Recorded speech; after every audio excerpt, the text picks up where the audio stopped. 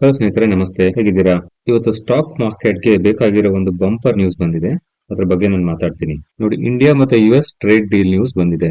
India ಮತ್ತೆ US trade deal finalise ಆಗಿದೆ. Almost ಒಂದ್ ವರ್ಷದಿಂದ ಇದ್ರ ಬಗ್ಗೆ ಮಾತಾಡ್ತಾ ಇದ್ರು, ಟ್ರೇಡ್ ಡೀಲ್ ಆಗ್ಬೇಕಂದ್ಬಿಟ್ಟು. ಇವಾಗ ಫೈನಲೈಸ್ ಆಗಿದೆ. ಇವತ್ತು ನೈಟ್ ಅನೌನ್ಸ್ಮೆಂಟ್ ಬಂದಿದೆ. ಟ್ಯಾರಿಫ್ ಬಂದು 50ರಿಂದ 18% ರಿಡ್ಯೂಸ್ ಮಾಡಿದ್ದಾರೆ. ಮಾರ್ಕೆಟ್ ಎಕ್ಸ್ಪರ್ಟ್ಸ್ ಎಲ್ಲ 25% ವರೆಗೂ ರಿಟೈನ್ ಆಗ್ಬೋದು ಅಂತ ಮಾತಾಡ್ತಿದ್ರು. ಆದ್ರೆ ಅದು ಅಲ್ಲಿಂದ 18% ರಿಟೈನ್ ಆಗಿದೆ. ಇದು ಬಿಗ್ ನ್ಯೂಸ್ ಮಾರ್ಕೆಟ್ಗೆ.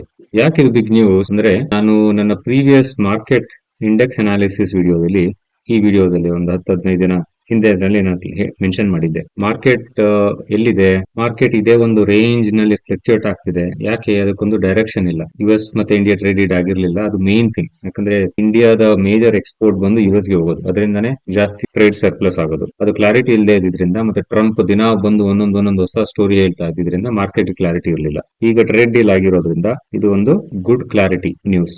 ಪಾಯಿಂಟ್ 2, ಇಂಡಿಯಾ ಬಡ್ಜೆಟ್ ಸಹ ಅನೌನ್ಸ್ ಆಗಿದೆ. ನಿನ್ನೆ ತಾನೇ ಅನೌನ್ಸ್ ಆಗಿದೆ.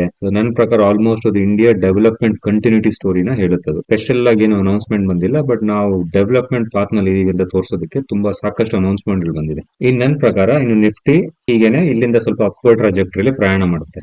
ಒಬ್ವಿಯಸ್ಲಿ ಮಾರ್ಕೆಟ್ ನಲ್ಲಿ ವಾಲಿಟಿಲಿಟಿ ಇರುತ್ತೆ, ಅಪ್ ಅಂಡ್ ಡೌನ್ ಇದ್ದೇ ಇರುತ್ತೆ. ಬಟ್ ಇನ್ಮೇಲೆ ಇದು ಸಸ್ಟೈನ್ ಜರ್ನಿ ಮೇಲ್ಗಡೆಗೆ ಆಗುತ್ತೆ ಅನ್ಸುತ್ತೆ ನನಗೆ. ಸರಿ ಸ್ನೇಹಿತರೆ, ಈ ಒಂದು ವಿಷಯನ ನಿಮ್ಮ ಹತ್ರ ಶೇರ್ ಮಾಡ್ಬೇಕನ್ನಿಸ್ತು, ಅದರಿಂದ ಈ ವಿಡಿಯೋ ಮಾಡಿದೆ. ಎಲ್ರಿಗೂ ಧನ್ಯವಾದಗಳು. Thank you. ಮತ್ತೆ ಇನ್ನೊಂದು ವಿಡಿಯೋ ಜೊತೆ ಬರ್ತೀನಿ ನಾನು. Thank you so much.